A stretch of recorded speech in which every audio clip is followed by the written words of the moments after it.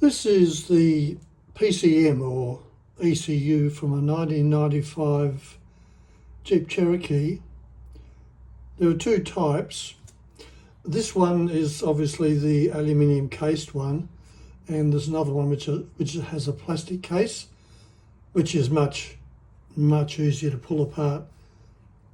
This one is a single piece aluminium housing, as you can see here at the back. And to get it apart,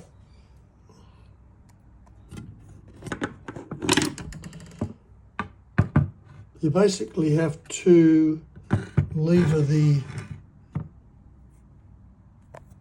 aluminium case away from this part here, which is in between the two sandwich halves of the case. This is some sort of heat sink, I guess. And you can see here, this is the sort of sealant adhesive that holds it together.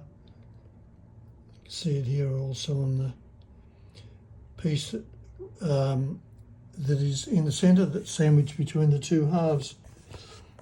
Anyway, the problem with this is the Jeep was the intermittent and then ultimately crank no start issue. I suspect that it was the capacitors, and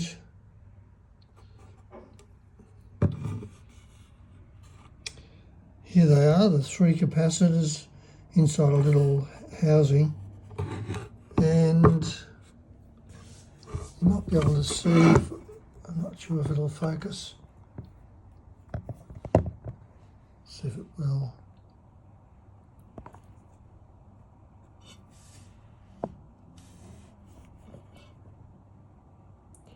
Yeah, there's the end of the capacitor. You can see it's failed. So we'll try and get 3 new capacitors and replace those and see if we can solve the problem.